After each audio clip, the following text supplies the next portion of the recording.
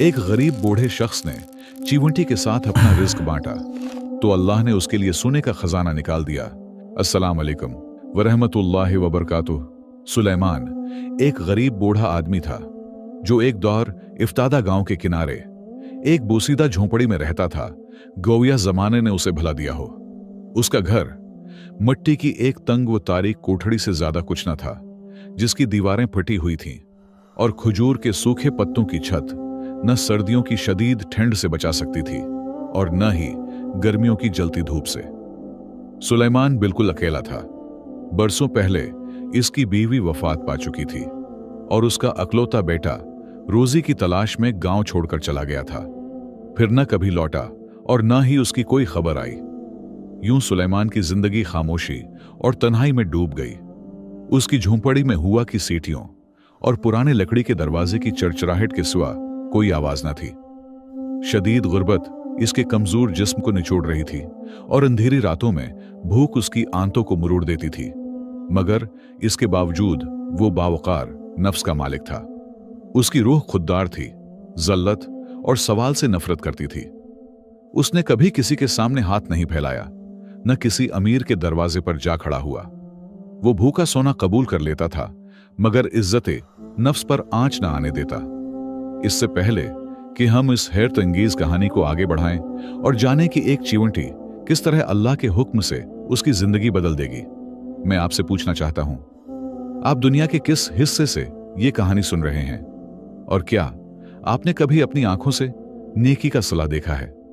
सुलेमान बड़ी मशक्कत से अपना गुजारा करता था। वो लोगों के फेंके हुए सूखे रोटी के टुकड़े जमा करता, उन्हें साफ करके धूप में सिखाता, फिर कुछ को पैस लेता और कुछ मवेशियों के चारे के तौर पर चंद सकू में बीच देता। ये काम इस उम्र में उसके लिए बहुत कठिन था। उसके बालों में सफेदी उतर चुकी थी और वक्त ने उसके चेहरे पर सब्र की गहरी लकीरें खींच दी थीं। अफसोस कि पड़ोसियों के दिलों में उसके लिए हमदर्दी के बजाय तमस्खर था।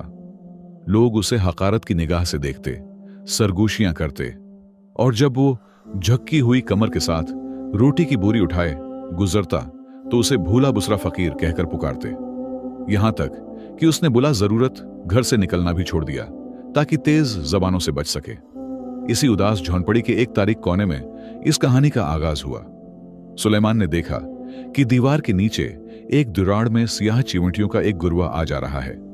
उसने न उन्हें मारा, न उनका बल पानी से भरा जैसा कि लोग उमूमन करते हैं, बल्कि उन पर तरस खाया।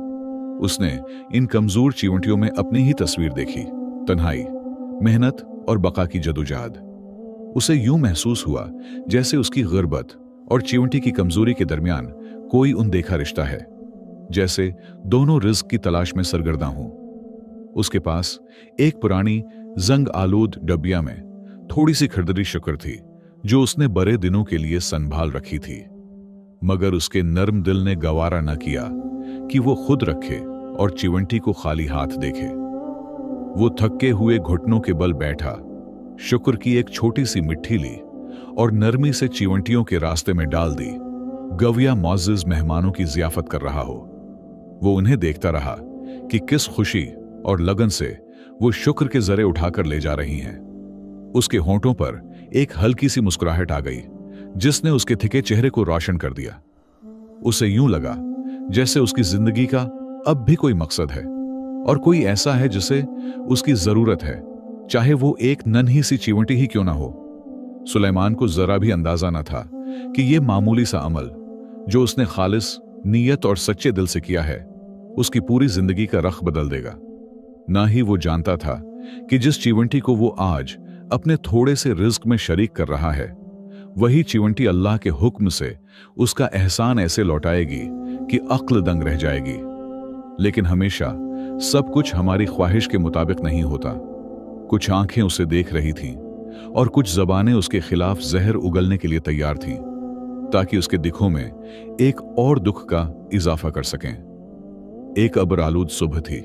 सुलेमान अपने नन्हे साथियों के साथ अपनी रोजमर्रा की मशक्कत में थक्का हारा मशगूल था कि उससे खबर ही न हुई कि उसके टूटे हुए झोंपड़े की खिड़की के पास एक भारी सा साया आकर ठहर गया है। वो साया सालिम का था, जो उसके पड़ोसियों में से एक था, फजूल तजस्सुस और संगदल दिल के लिए मशहूर। वो दीवार के पीछे से चुपके से झांक रहा था। इसकी तंग नजर अक्ल इस मंजर को समझ ही न सकी। एक ऐसा बूढ़ा आदमी जिसके पास एक रोटी खरीदने के पैसे नहीं, वो कीमती शुक्र जमीन पर बिखेर रहा है ताकि बेफायदा और हकीर समझी जाने वाली चिवंटियों को खुला सके। सालिम तंजिया कहकहा लगाकर हंस पड़ा। उसने बात को अपने दिल में ही न रखा, बल्कि दौड़ता हुआ गांव के बाजार जा पहुंचा, जहां मर्द व औरत जमा थे। वहां उसने मुबालगा आराई के साथ जो देखा था बयान करना शुरू कर दिया। उसने सुलेमान को पागल करार दिया, कहा कि गुर्बत ने उसकी अक्ल छीन ली है। वो उसकी नकल उतारने लगा, चिवंटियों से बात करते हुए उसके अंदाज की नकल करके दिखाई, जिससे मजमा में हंसी, चमैगोइयां और तंज के तीर चल पड़े। बात आग की तरह फैल गई। सुलेमान गांव की महफिलों और चाय खानों में मजाक का मौजूआ बन गया। यहां तक कि गलियों में खेलते बच्चे भी इसकी झोंपड़ी की तरफ इशारा करके चिल्लाने लगे, यहां चिवंटियों वाला पागल बूढ़ा रहता है। ये आवाजें और कहकाए सुलेमान के कानों तक पहुंचे जब वो अपनी तुन्हाई में बैठा था। ये अल्फाज इसके लिए कोड़े से ज्यादा तकलीफदेह थे। इसके सीने में कर बबल पड़ा और गर्म आंसू उसके मुरझाए हुए गालों पर बहने लगे। वो पागल नहीं था जैसा कि लोग कहते थे, बल्कि एक ऐसा इंसान था जिसका दिल रहमत से लबरेज था। मगर लोगों के दिल पत्थर हो चुके थे, यहां तक कि वो चट्टानों से भी ज्यादा सख्त हो गए थे। उसने अपने बोसीदा दरवाजे को मजबूती से बंद कर लिया और फैसला किया कि अब वो सिर्फ रात की तारीकी में ही बाहर निकलेगा, लकड़ियां या पानी लाने के लिए, ताकि ताक लगाए बैठे लोगों की नजरों से बच सके। दिन बोझल और सुस्त रवि से गुजरते रहे, यहां तक कि सख्त सर्दियों का मौसम आ गया। तेज आंधियों और बारिशों ने झोंपड़ी की हालत बदतर कर दी। छत छलनी बन गई, बारिश का पानी अंदर टपकने लगा और मिट्टी की जमीन सर्द चपचपे कीचड़ में बदल गई। सर्दी इस हद तक बढ़ गई कि सुलेमान की रगों में खून जैसे जम गया हो। इसके पास मौजूद सूखी रोटी भी खत्म हो चुकी थी और अब सिर्फ शक्कर की एक निहायत छोटी सी मुट्ठी बाकी रह गई थी। वो अपनी पतली सी ओढ़नी में कांपता हुआ बैठा, छत के सुराखों से आसमान की तरफ देखता और अल्लाह से दुआ करता, ऐ अल्लाह, मेरे हाल पर रहम फरमा और मुझे लोगों के हवाले न कर। इसी इंतहाई किस्मपरसी के आलम में सुलेमान ने एक अजीब बात नोट की, जो चिवंटियों के मस्कन के पास हो रही थी। सर्दियों में चिवंटियां आम तौर पर छिप जाती हैं, मगर यह नन्हा सा लश्कर गैर मामूली सरगर्मी में था। वो मुसलसल खुदाई कर रही थी, इस बार खुराक जमा करने के लिए नहीं, बल्कि जमीन के अंदर गहराई तक पहुंचने के लिए। सुलेमान देखता कि चिवंटियां जमीन के नीचे से एक अजीब सरख माइल मिट्टी के बारीक जर्रात उठाकर बाहर ला रही हैं। ये मिट्टी झोंपड़ी की आम मिट्टी से मुख्तलिफ थी। वो उसे बल के पास ढेर कर देते हैं और फिर वापस खुदाई में लग जाते हैं। जब भी सुलेमान इस मिट्टी को समेटकर अपनी जगह साफ करता, अगले दिन चिवंटियां इससे भी ज्यादा मिट्टी बाहर ले आते हैं, जैसे वो वक्त के खिलाफ दौड़ रही हूं और किसी गहरी चीज तक पहुंचने की कोशिश कर रही हूं। शुरू में सुलेमान ने सोचा कि शायद वो बारिश के पानी से बचने के लिए अपना मस्कन वसिया कर रही हैं। एक बार फिर इसके दिल में उनके लिए तिरस जाग उठा। उसने हाथ में मौजूद शुक्र के आखिरी जर्रात की तरफ देखा और शकिस्ता आवाज में कहा, खा लो मेरे नन्हे दोस्तों, शायद अल्लाह मुझे भी रिस्क दे और तुम्हें भी। तुम अंधेरे में मेहनत कर रहे हो और मैं रोशनी से आने वाले फरज का इंतजार कर रहा हूं। ये हालत कई दिनों तक जारी रही और पुरानी चटाई के उर्द-गर्द निकाली गई मिट्टी के ढेर बढ़ते चले गए। अब सुलेमान के दिल में शक और तजस्सुस जागने लगा। ये चिवंटियां इतनी गहराई में क्यों खुदाई कर रही हैं? ये सरखी माइल मिट्टी कैसी है जो उसने अपनी पूरी जिंदगी गांव में कभी नहीं देखी? क्या ये नन्ही मखलूक उसे कोई पैगाम देना चाहती है, या फिर वाकई भूख और तन्हाई उसके जहन पर असर डालने लगी है? जैसा कि इस जालिम पड़ोसी ने कहा था, वो इस सुराख के करीब जा बैठा जो अब कुछ वसिया हो चुका था और लकड़ी का एक मजबूत डंडा ले आया जिसे वो आग जलाने के लिए इस्तेमाल करता था। वो चिवंटियों की आमद वो रिफत को गौर से देखने लगा, जैसे वो उसे भी अपने साथ शामिल होने की दावत दे रही हूं। एक अजीब सी अंदरूनी तहरीक के तहत और ऐसे तजस्सुस के बास जिसे वो अपनी कमजोर हालत के बावजूद रोक ना सका, उसने फैसला किया कि वो भी जमा शुदा मिट्टी हटाने में उनकी मदद करेगा। शायद इस अजीब इसरार का राज खुल जाए। वो नहीं जानता था कि यही लम्हा जलत की जिंदगी और इज्जत की जिंदगी के दरमियान हद फासिल है, और इस मिट्टी के नीचे छिपी हुई चीज आने वाली नस्लों तक दास्तान बन जाएगी। सुलेमान को फौरन एहसास हो गया कि यह अजीम रिस्क दरअसल गुर्बत से भी बड़ा इम्तिहान है। उसने आंसू पूंछे सोने को जल्दी से जमा किया, दोबारा मटके में रखा और पुराने चौलहे के नीचे एक नई खड़ी में छिपा दिया। फिर उस पर राख और लकड़ियां डाल दें। उसकी जाहिरी जिंदगी में कुछ भी तब्दील ना हुआ। वो अब भी पैबंद लगे कपड़े पहनता रहा और लोगों की नजरों से बचने के लिए हस्बे मामूल सूखी रोटी जमा करने निकलता रहा। मगर असल तब्दीली खामोशी से शुरू हो चुकी थी। सुलेमान ने फैसला किया कि यह दौलत सिर्फ उसकी आसाइश के लिए नहीं, बल्कि अल्लाह के साथ तिजारत होगी। वो खफिया तौर पर करीबी शहर गया और सोने के सक्कों में से सिर्फ 1 दिनार बेचा। इस रकम से उसने आटा, तेल और गोश्त खरीदा, लेकिन दिन की रोशनी में कुछ भी अपने घर न लाया। उसने एक दियांतदार ताजिर से माहिदा किया कि वो ये रिज्क रात के वक्त गांव के गरीबों, बीवाओं और महताजों के घरों तक पहुंचाए और किसी को यह न बताए कि देने वाला कौन है। गांव में एक हलचल मच गई। लोग एक ऐसे नामालूम मोहसिन की बातें करने लगे जो घरों को नामतों से भर रहा था। सालिम और उसकी बीवी हैरानी से पूछते फिरते थे कि यह सुखी दौलत मंद आखिर कौन है। और सुलेमान, वो सब कुछ सुनता, अपनी सूखी रोटी पेसता और दिल ही दिल में मुस्कुरा देता ताकि किसी को शक ना हो। महीने गुजरते गए और सुलेमान ने अपने सबसे बड़े मंसूबे की तैयारी शुरू कर दी। इसने शहर के एक वकील के जरिए मस्जिद के करीब एक जमीन खरीदी और वहां एक बड़ी तकिया बनवाने का हुक्म दिया ताकि मुसाफिरों और फकीरों को खाना खिलाया जा सके। जब इमारत मुकम्मल हुई तो पूरा गांव हैरत से उमड़ आया। लोग दौर से उसे देखते, करीब आकर खामोश हो जाते, जैसे आंखों को अपनी ही नजर पर यकीन न आ रहा हो। सुलेमान इन सब के सामने खड़ा था, सादा लबास, झुकी हुई नजरें, मगर लहजे में अजीब सा वकार था। उसने पुरस्कून आवाज में ऐलान किया, यह जगह अल्लाह के लिए वक्फ है और जब तक सांस है मैं खुद उसकी निगरानी करूंगा। यह सुनते ही मजमा साकित हो गया। किसी के मुंह से आवाज ना निकली, किसी के पास सवाल का हौसला न रहा। वही भूला बुसरा फकीर, वही चिवंटियों से बातें करने वाला बूढ़ा जो कल तक गली के कोने में बैठा नजर आता था, यह सब कैसे मुमकिन हो गया? लोगों ने एक दूसरे को देखा, सरगोशियां हुए, नजरें बदली गईं। किसी ने शक किया, किसी ने हसद, किसी ने खौफ महसूस किया, मगर सच ये था कि सामने खड़ी हकीकत को झटलाना आसान न था। दिन गुजरते गए। इस इमारत के दरवाजे से कभी कोई खाली हाथ वापस न लौटा। कहीं राशन बंटता, कहीं यतीमों की खबर ली जाती, कहीं मुसाफिर को छत मिलती, कहीं बीमार को सहारा। मुसलसल खैरात और खामोश भलाई ने आहिस्ता आहिस्ता लोगों की जबानें बंद कर दी और दिलों के कफ्ल खुलने लगे। कल तक जिस पर हंसा जाता था, जिसका मजाक बनाया जाता था, आज इसी के सामने लोग अदब से सर झुकाने लगे।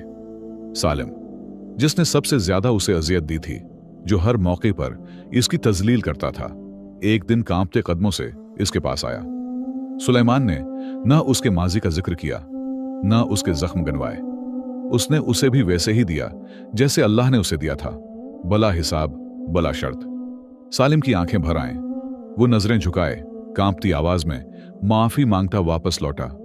और सुलेमान ने दिल ही दिल में शक्र अदा किया कि अल्लाह दिलों को भी बदल देता है, जैसे किस्मतें बदल देता है। लेकिन कहानी अभी खत्म नहीं हुई थी। आसमान में एक पुरानी दुआ मौल्लिक थी जो अपने वक्त की मुंतजर थी। बारिश वाली एक रात थी। आसमान से गिरती बूंदें जैसे किसी गमगीन दिल की हचकियां हों। हुआ में ठंडक थी और फजा में एक अनजानी उदासी। कहीं उसी रात एक बाप हाथ उठाए अपने गुमशुदा बेटे के लिए दुआ कर रहा था। उसकी आवाज बारिश में घल जाती, मगर आंसुओं में डूबी वो दुआ अर्श तक पहुंच रही थी। उधर सुलेमान तकिया में खाने की तकसीम की निगरानी कर रहा था। हाल में खामोशी थी, सिर्फ बर्तनों की हल्की आवाज और बारिश की मध्यम सरसराहट सुनाई देती थी। अचानक दरवाजा खुला। एक शख्स अंदर दाखिल हुआ। फट्टे पुराने कपड़े, झुका हुआ जिस्म, कदम घसीटता हुआ, चेहरा जर्द, आंखें गुर्बत और थकन से धंसी हुई। उसके कपड़ों से नमी टपक रही थी, जैसे वो बारिश में बहुत देर भटकता रहा हो। उसने नजरें उठाकर किसी को न देखा, खामोशी से चलता हुआ हाल के एक कोने में जा बैठा। वो कुछ न बोला, सिर्फ सामने रखे बर्तनों को देखता रहा, एक गर्म प्याला साफ मिलने का मुंतजर। सुलेमान हसबे आदत खुद आगे बढ़ा। उसे कभी किसी को खाली हाथ लौटाना गवारा न था, खास तौर पर अजनबियों को जो खामोशी में ज्यादा चीख रहे होते हैं। उसने सूप का प्याला लिया, चंद कदम आगे बढ़ा और नरमी से इस शख्स के करीब पहुंचा। जैसे ही उसने प्याला उसकी तरफ बढ़ाया और वो शुक्रिया अदा करने के लिए सर उठाने लगा, आंखें आंखों से मिल गईं। एक लम्हे को वक्त जैसे ठहर गया।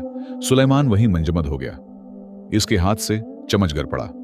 इसने बरसों जदाई और दर्द के बावजूद पहचान लिया, ये बाप का दिल था जो कभी खुता नहीं करता। ये उसका बेटा खालिद था।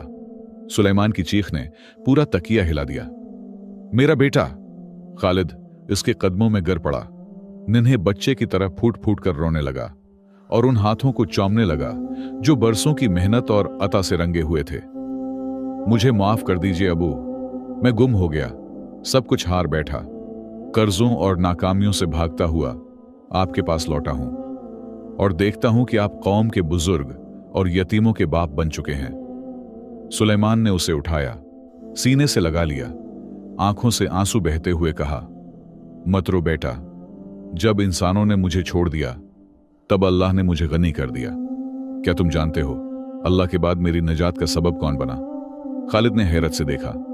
सुलेमान ने जमीन की तरफ इशारा किया और कहा, एक कमजोर चीवंटी। मैंने उसे खुलाया तो रब्बिल आलमीन ने मुझे नवाज दिया। उसने खालिद को आहिस्ता आहिस्ता मटके के उस मख्फी मकाम तक ले जाकर वो राज दिखाया जो उसने उम्र भर किसी को न बताया था। वो जगह जो आम आंखों से ओझल थी मगर यकीन और नियत की गहराई से रोशन। वहां खड़े होकर सुलेमान ने चंद अल्फाज कहे, सादा मगर वजनदार, जो उसकी पूरी जिंदगी का खुलासा थे।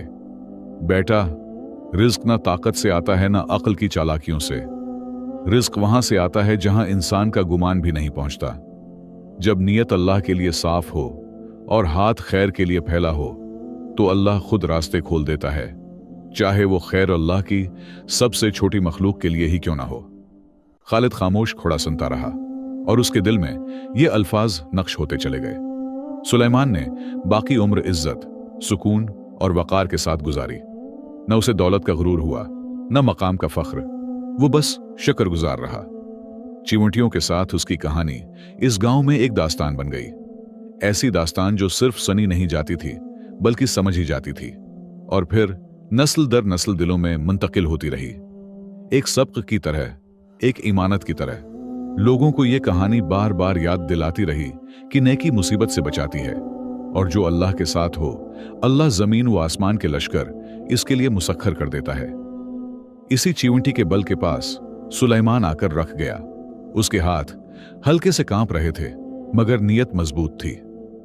उसने बहुत एहतियात से मिट्टी हटाना शुरू की, एक एक मुट्ठी, इस डर से कि कहीं मिट्टी गिरकर चिमटियों को नुकसान न पहुंचा दे, कहीं अल्लाह की उस छोटी मखलूक को तकलीफ ना हो।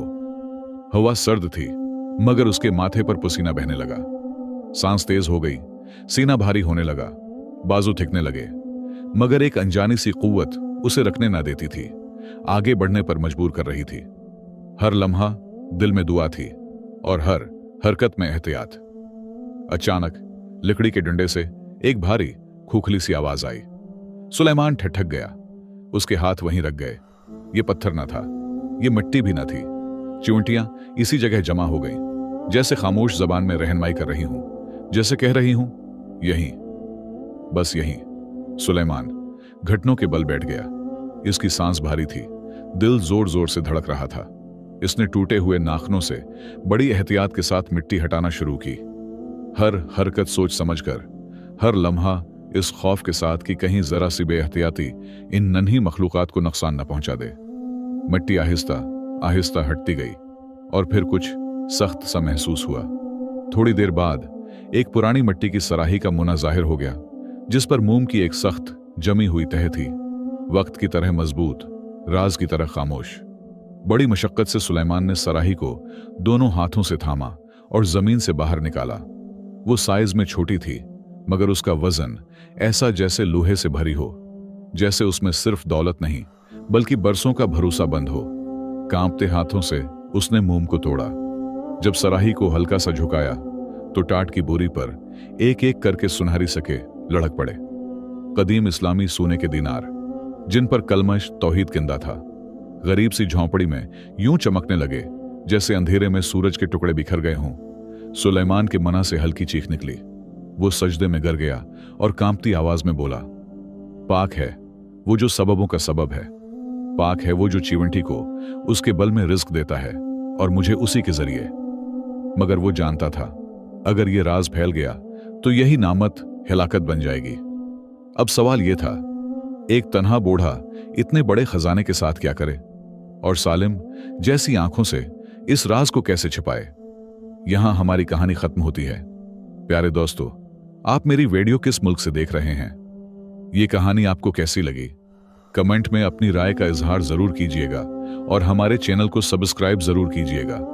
वीडियो देखने का बहुत बहुत शुक्रिया और अगली कहानी तक खुदा हाफिज।